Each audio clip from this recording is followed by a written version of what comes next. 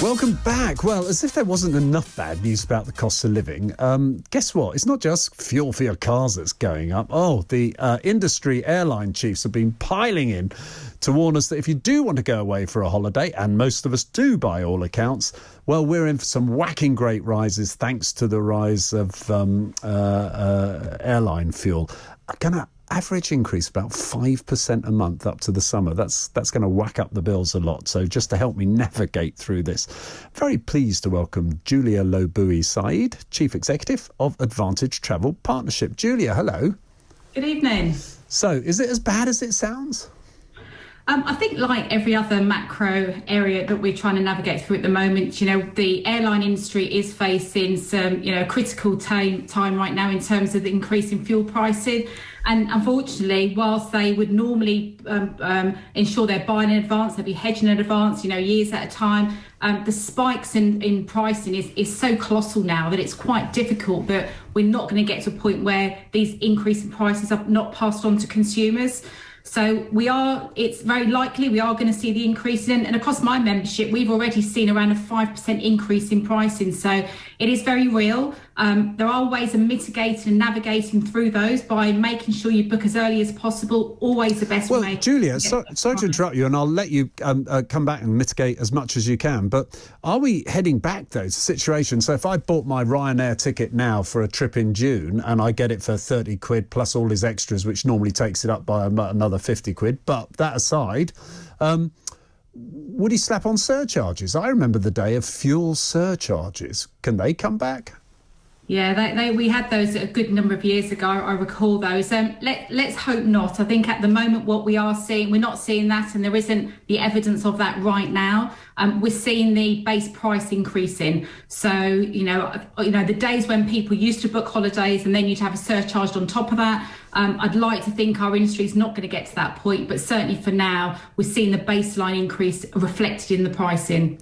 And look, I'm going to try and put this a nice way. No, I'm not. I'm going to be direct. Are they going to profit out of this as well? So their margin, every time there's more costs, they whack on the same margin, they make more money. I mean, they're going to do all right out of this, aren't they? Yeah, well, I can only speak for the network that I look after, which is the travel agent community. And actually, Nick, if I can find one travel agent that has made even a dime of a profit over the last 2 years, then I'll eat my hat. But the industry is still in an exceptionally difficult place. Restrictions are still there. Agents have debt coming out of their ears. They are not profiteering, and certainly their ambition is to stay in business and just make a bit of a living. So what about the airline? Yeah, I think the airline community, again, they have different challenges and different cost bases that they've been working to. We've seen announcements from those that have announced quarterly results. EasyJet, Ryanair were a number of those over the last few months who've made colossal losses. Clearly, they've been profitable over the years, and I'm sure they will be shoring up their balance sheets very soon. But the industry is not in a place where there are huge profits that are being made. You can't have 2 years of no travel and expect businesses to come out. No, and I wouldn't be as daft as to suggest that. I think the point I'm making is that if you were running an airline, and it never occurred to me to think that agents were making money, it'd be if you were making money, I'd put you in charge of the country, quite frankly. But the cost of fuel comes in. I'm assuming there's a margin. The higher the cost of it, there's going to be they're going to get a higher proportion of profit if they mark it up by the same amount because it's costing more. I don't know to what effort, and the question I'm asking you is, to what degree will airlines try and mitigate some of the cost? Will they actually try and limit it by, if you like, even reducing their margin, or are they just going to pass it directly onto the consumer? Because I read that the consumer is keen to travel still. And actually, if you're in that decent income bracket, you're going to travel, apparently.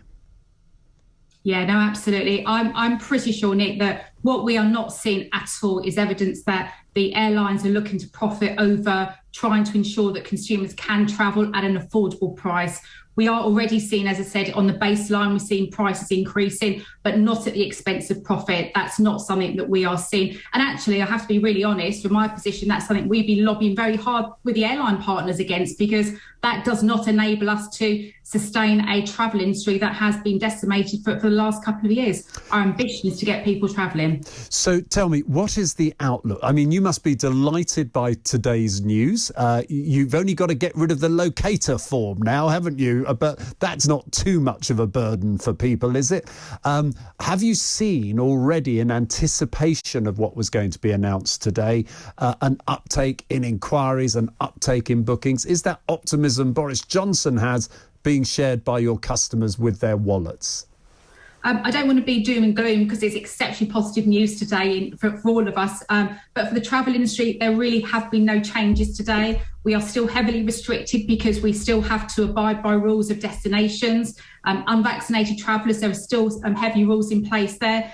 And the passenger locator form, while it's just another bit of paperwork, for a lot of people that just don't have the technology or just cannot complete those, it's just encumbersome and it just creates more stress, particularly when you're having to queue at the airport, returning, and you haven't got all your paperwork in check. So very optimistic. People definitely want to travel. We're seeing the world opening up, but there is a long way to go for the travel industry for sure. I mean, it is good. I mean, I promise you, I have been ruthless on this programme, exposing what I thought was the big scam, which was all these private tests we had to take coming in and out. I mean, they have gone. That is good news. That I hope that must have made some impact on the travel business, didn't it?